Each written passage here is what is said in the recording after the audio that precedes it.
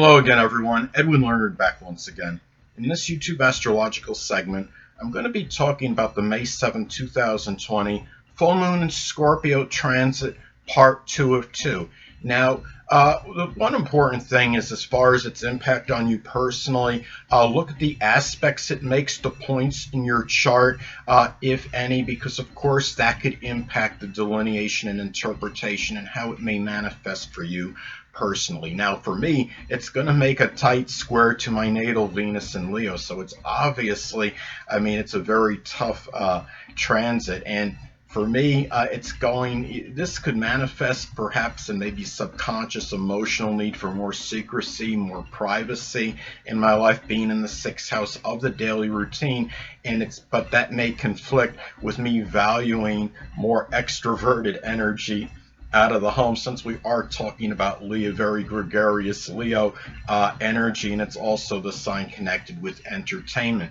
It's also going to make an opposition to my natal, a long opposition, we call it a loose opposition, to my natal Taurus ascendant. So that can manifest and pan out perhaps as really having a difficult time, perhaps projecting maybe some turbulent emotions or very passionate feelings outwardly. The emotions may come out very convoluted manner if it comes up, because you're talking about an adverse aspect, and you're talking about, and when that happens, it usually manifests in negative energy connected with the signs, and it may be difficult projecting that energy out through my natal Taurus ascendant, because of course that could be about projecting a very calm and placid exterior. Now, it's also important to look at the degrees that this is in, because as far as Sabian symbols go, the degree it's in, because that could impact the delineation as well.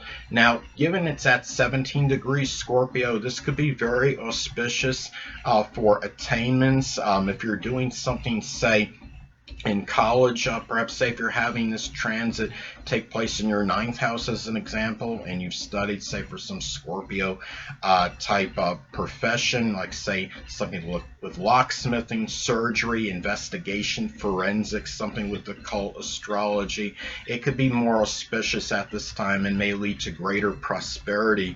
And but at the same time, on the other end of the stick, so to speak, if anybody is involved in anything unethical or unscrupulous, there could be a greater propensity for incarceration at this time. So those are some ways that this could manifest and pan out. Now, it's also important to look at the electional aspects it makes, because that could impact the delineation as well. Now, it's going to make what I would call a long inconjunct to Venus in Gemini. And when you're talking about inconjuncts in astrology, of course, they are about adjustments.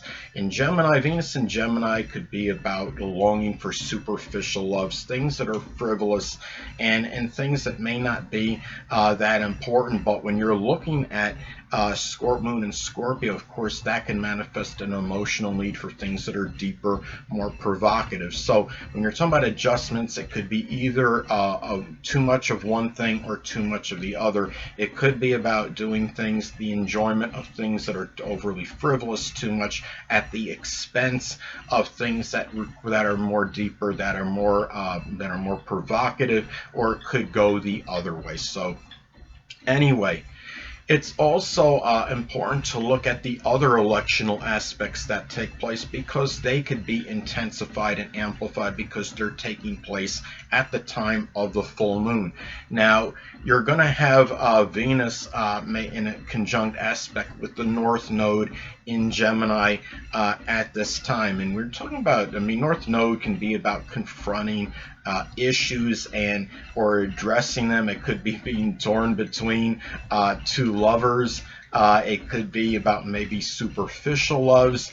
Maybe there's some issues that you may have to deal with that, in some isolated cases. It could be about, Gemini energy can be really just about, you're talking about maybe a mercurial lover, or it could be about valuing things. Maybe it's a time to Venus can be about money as well. It could be about addressing some issues where maybe you come to decide your future is tied in to perhaps making money through something Gemini related, such as something with writing, journalism, communications, data or satellite communications, some kind of work with the hands that requires dexterity, such as auto or refrigeration mechanics, things of that nature. Now, I wanted to say too, I mean, as another example, as far as a trans like hitting a house, say if this hits your someone's 12th house in the natal chart, this could be in some cases about one becoming more cognizant. Maybe in some isolated cases it could be of a mental disorder, about something with obsessive or compulsive issues, or it could be about obsessive issues that might be oneself undoing, where it becomes a revelation or unveiling. Some cases it could be a Scorpio hidden adversary that might be revealed or unveiled, or even vengeful or vindictive behavior might be. It might be something where it's like oneself undoing at this time, or it could be where you're talking about full moons in astrology. It can also be about becoming tired, exasperated, or full of something. It could be about becoming rather tired, exasperated, or full perhaps of an overly, maybe an aunt or an uncle that might be overly sadistic or might be overly sneaky or surreptitious. It could be one that might be person that might be overly jealous, and it might be a time or obsessive or expressing overly obsessive or fixated or suspicious behavior. It might be a time when you're just become tired, exasperated, and full of it, so to speak. Now, another thing to look at too is that it's important to look at the other transits to your natal chart at this time, because they could be intensified and amplified since they're taking place and occurring at the time of the full moon in Scorpio. Now, and of course you have other transits can be intensified and amplified when they take place at the time of a full moon. Now, for me, it's interesting. I'm going to have transit Sun make a conjunction to my natal Saturn in Taurus. So this could manifest, of course, in a multitude of ways. This could be about dealing with vitality issues and lacking that latent energy. And being in the 12th house, it might be tied into some secret sorrows. It could also be where another way that this may manifest and pan out is that it could be about dealing with some kind of attention might be focused on perhaps a Taurus type debilitation, because the sun can be about our focus and attention, and sometimes Saturn in a negative manifestation can be about difficulties, sometimes even debilitations, some kind of restrictions. And keep in mind that Taurus is connected with the throat, the neck, coughing. And I'm also going to have that full moon in Scorpio be in my 6th house of health. Scorpio is the sign I would say can be associated with viruses.